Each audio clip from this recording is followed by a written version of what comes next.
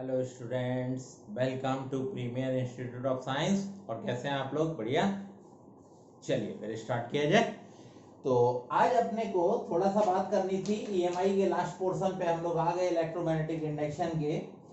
हमें कुछ जो हम लोग जनरेटर, डीसी मोटर, ट्रांसफार्मर इनका यूज करते हैं उन पे बात करनी है।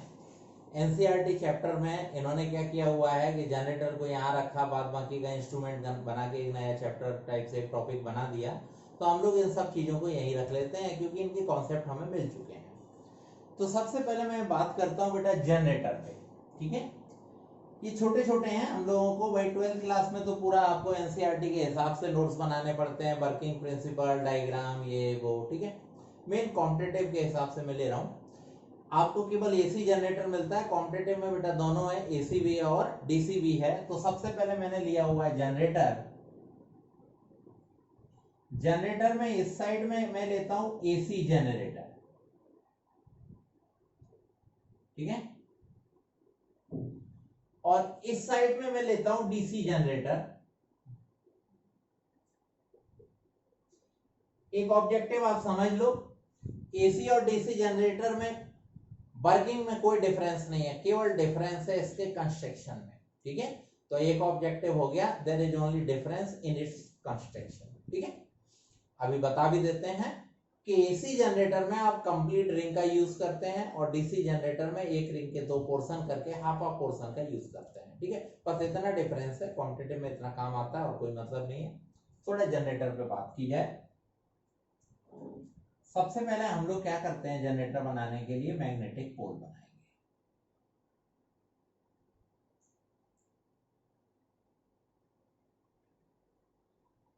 पूछा जाता है जनरेटर क्या करता है, तो सबको मालूम ही है, it is a device which is used to convert mechanical energy into electrical energy. Mechanical energy को इलेक्ट्रिकल एनर्जी में कन्वर्ट करता है। तो ये एक कन्वर्टर है, ना कि प्रोड्यूसर, है ना। सोर्स नहीं है बेटा, ये एक कन्वर्टर है। फील्ड मैग्नेट कॉन्केव शेप में, ताकि आपको कंसंट्रेटेड यानी कि रेडियल मैग्नेटिक फील्ड मिल सके। आप देखो,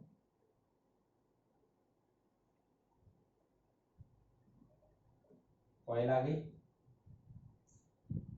ये मैं एक्सेस दिखा देता हूं।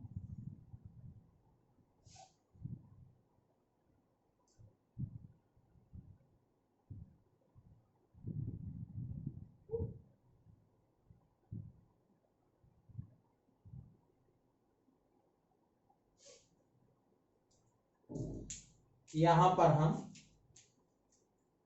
ये हमारी रिंग्स है, स्लिप रिंग्स हो गए। अब यहाँ पर हम ग्रेफाइट के ब्रश से कनेक्शन करते हैं, कार्बन या ग्रेफाइट के होते हैं। ग्रेफाइट कार्बन के ब्रश इसलिए लगाए जाते हैं क्योंकि इन्हीं का कनेक्शन है। ये लगातार ऐसे प्रेस किए रहते हैं, रिंग्स घूमती रहती हैं, ये घिसते जाते हैं, बाद में इन्हीं को चेंज कर दिया जाता है। और ये बन गया मेरा एक एक्सटर्नल सर्किट। ठीक है, अब आपको जो समझने की चीज है तो समझेंगे। ऐसे सपोज कर लो, थोड़ी देर के लिए सपोज कीजिए, ये मैंने मैग्नेटिक पोल्स बना लिए, ये मैग्नेटिक पोल्स हैं। अब इस मैग्नेटिक पोल्स में ना मैं किसी कॉइल को मूव कराऊंगा। ठीक है, दोनों साइड पोल सपोज करना, सपोज ये कॉइल है। ठीक है, अब इस कॉइल को मैं घुमा रहा हूं, ऐसे मैंने घुमाना शुरू किया।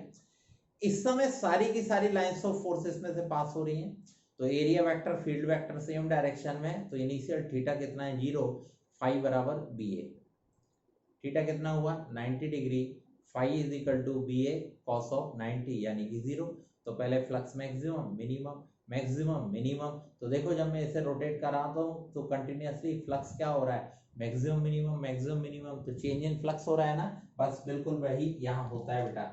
जब हम इसको रोटेट कराते रहते हैं तो change in flux, maximum minimum, maximum minimum. एक राउंड में 2 बार मैक्सिमम और 2 बार क्या होता है, मिनिमम, बस अपोजिट डायरेक्शन में। एक बार प्लस का मैक्सिमम और एक बार माइनस का। ठीक है, तो एक बार प्लस मैक्सिमम, एक बार माइनस मैक्सिमम। ठीक है, तो इस टाइप से ये काम करता है। फॉर्मूले दिखा देता हूं। आपने बनाया चेंज इन फ्लक्स, तो पहले फ्लक्स फाई बराबर बी ए। ठीक है, तो मैंने ले लिया फाई बराबर क्या, B A cos of theta. आप चेंज इन फ्लक्स करेंगे d phi by D t, तो d phi by D t, तो ये मिलता है मेरे पास, आ गया। ठीक है, d phi by D t B आ गया, ए आ गया, कॉस थीटा का क्या बनेगा मेरे पास, ये एक काम करूं मैं, थीटा को ओमेगा टी करता हूं मैं तो और अच्छा बनेगा मेरा, B A cos of omega T. अब मैंने बी ए लिया, कॉस ओमेगा टी का क्या माइनस साइन ओमेगा टी, फिर ओमेगा टी का करेंगे तो ओमेगा आ जाएगा।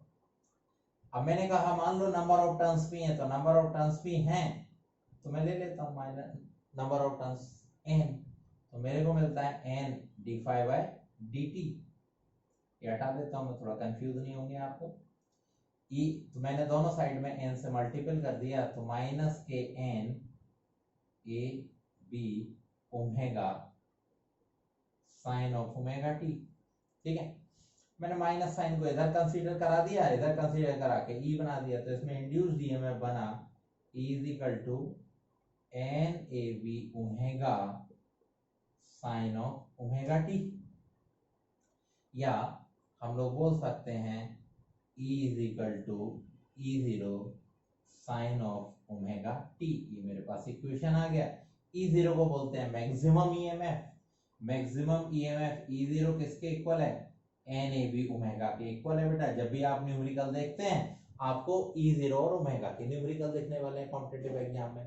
जब हम जनरेटर को मूव कराते हैं तो जैसे जैसे धीमे धीमे ओमेगा की वैल्यू इंक्रीज करती है, ओमेगा इंक्रीज करता है मतलब एंगुलर वेलोसिटी इंक्रीज करता है, तो ऑटोमेटिकली हमारे पास ई जीरो का भी वैल्यू क्या करता है, मैक्सिमम करता है। ठीक है, इसीलिए आप देखते हो जनरेटर जो हम जो चलाते हैं ना, तो स्टार्ट मैंने जनरेटर किया तो धीमे धीमे स्पीड बढ़ती है ना, तो वोल्टेज भी धीमे धीमे बढ़ते हैं, और जब मैं जनरेटर बंद करता हूँ ना तो धीमे धीमे स्पीड कम होती है, तो वोल्टेज भी धीमे धीमे कम होते हैं। ठीक है, ये आ गया मेरे पास कौन, एसी जनरेटर। तो जैसा मैंने बताया एसी और डीसी जनरेटर में ज्यादा चेंजेस नहीं है बेटा। तो जैसा मैंने बनाया एसी जनरेटर, अब मैं आपको दिखा रहा हूँ DC generator working principle. DC में ये सारा पोर्शन गायब हो जाएगा, केवल डीसी में मेरे को इससे मतलब है E zero N A B omega, वो साइन ओमेगा टी को फॉलो नहीं करता। मैं डायग्राम आपको दिखा रहा हूँ डीसी का, सारी चीजें वहां हमने समझ ही ली हैं, या फॉर्मेलिटी के लिए बात कर रहे हैं। ये रहा एन पोल और ये रहा मेरे पास कौन, एस पोल। अब एन पोल एस पोल मैंने यहाँ पर कॉइलिंग ले ली बेटा। तो जैसा मैंने बोला था इसमें कंप्लीट रिंग नहीं है, इसमें हम एक रिंग के दो पोर्शन को यूज करते हैं, बस एक ही डिफरेंस होता है।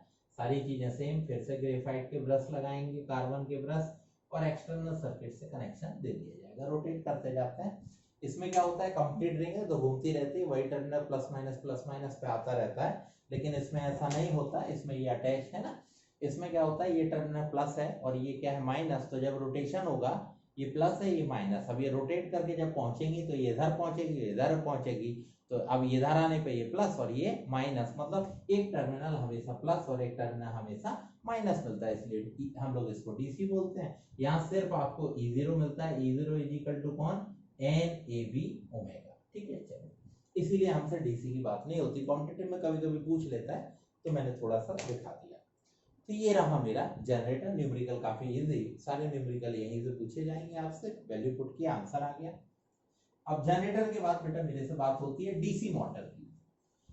तो जनरेटर और डीसी मोटर वर्किंग में एक दूसरे के रिवर्स होते हैं, तो अपन बोल सकते हैं डीसी मोटर के केस में it's working principle is just reverse of generator. Generator mechanical को कन्वर्ट करता है इलेक्ट्रिकल में, और मेरी डीसी मोटर किसको कन्वर्ट करेगी, इलेक्ट्रिकल को मैकेनिकल में। तो आपके लिए मैंने बनाया बेटा डीसी मोटर।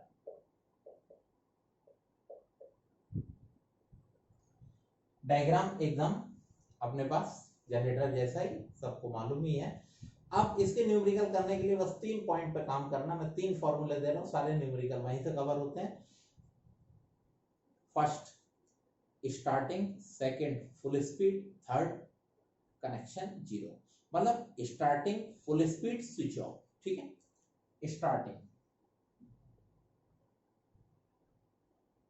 स्टार्टिंग में याद रखना है इसमें करंट का वैल्यू मैक्सिमम होता है, I maximum is equal to E by are.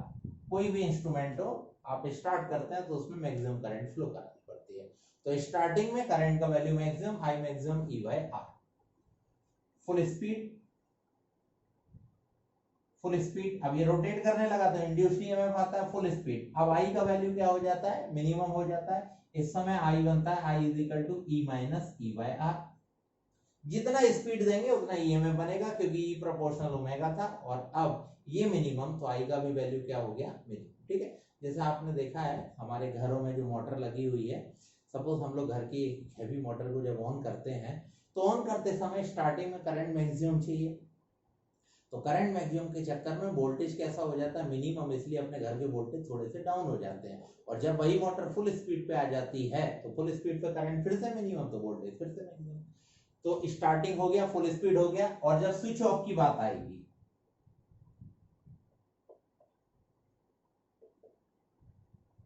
जब स्विच ऑफ की बात आएगी तो याद रखना I is equal to minus E by R. जब आप स्विच ऑफ करेंगे तो करंट एकदम जीरो नहीं होती, उस समय इंड्यूस करंट इसको मूव करा रही होती है। तो जितने भी न्यूमेरिकल होते हैं उसमें आपको मिलेगा। तो बस आप इन 3 पॉइंट को यूज करते रहो, सारे न्यूमेरिकल आपके कंप्लीट होंगे। ठीक है, एक हमारा कौन, स्टार्टिंग करंट मैक्सिमम, दूसरा फुल स्पीड करंट मिनिमम, और जब हम सर्किट ऑफ कर देंगे उस समय इंड्यूस करंट इसको मूव करा रही होती है। डीसी मोटर भी मेरा कंप्लीट हो गया बेटा।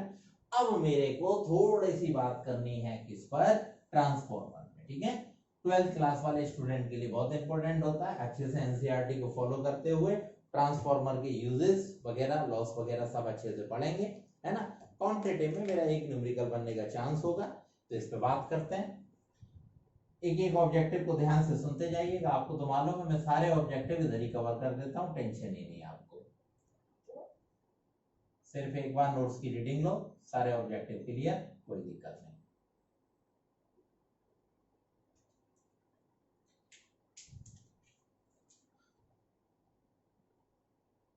कौन सी कॉल है, ये है प्राइमरी कॉइल। और इधर हम लेने वाले बेटा किसको, सेकेंडरी। एक एक ऑब्जेक्टिव ध्यान से सुनते जाएंगे ना। फर्स्ट ऑब्जेक्टिव पूछा जाता है ट्रांसफॉर्मर किस पर बेस्ड है, it is based upon mutual induction. ठीक है, ये म्यूचुअल इंडक्शन पे बेस्ड है। सेकंड, फिर हमसे पूछा जाता है ट्रांसफॉर्मर करता क्या है, ट्रांसफॉर्मर करता क्या है, it is a device which is used to convert, ध्यान से सुनते जाना फिर बाद में नोट्स बना लेना। It is a device which is used to convert low voltage AC into high voltage AC, low voltage AC into high voltage AC and high voltage AC into low voltage AC. ठीक है, तो ये क्या करता है, low voltage AC को high voltage AC में और हाई वोल्टेज एसी को लो वोल्टेज एसी में। याद रखना ट्रांसफॉर्मर केवल एसी में काम करता है, डीसी में काम नहीं करता है, इसलिए मैं बार बार एसी बोल रहा हूँ। ठीक है, एसी का मतलब एयर कंडीशनर नहीं भाई, अल्टरनेटिंग करंट में काम करता नहीं, पता चला आप एसी में ही लगा के बैठ गए। तो क्लियर हुआ, it is a device which is used to convert low voltage AC into high voltage AC and high voltage AC into low voltage AC, keeping the power and frequency remains same. तो इसमें power और frequency कैसे रहते हैं, same रहते हैं, constant रहते हैं।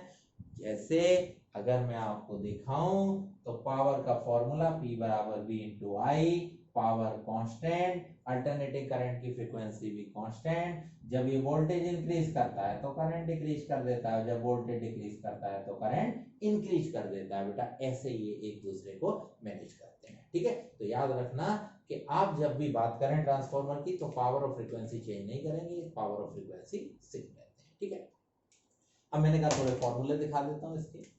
फॉर्मूले देखने गए तो फॉर्मूले हमें मालूम ही है, मैंने लिया इंड्यूस्ड ईएमएफ डेवलप हो रहा है, E इक्वल टू क्या था मेरे पास, minus N d phi by d T.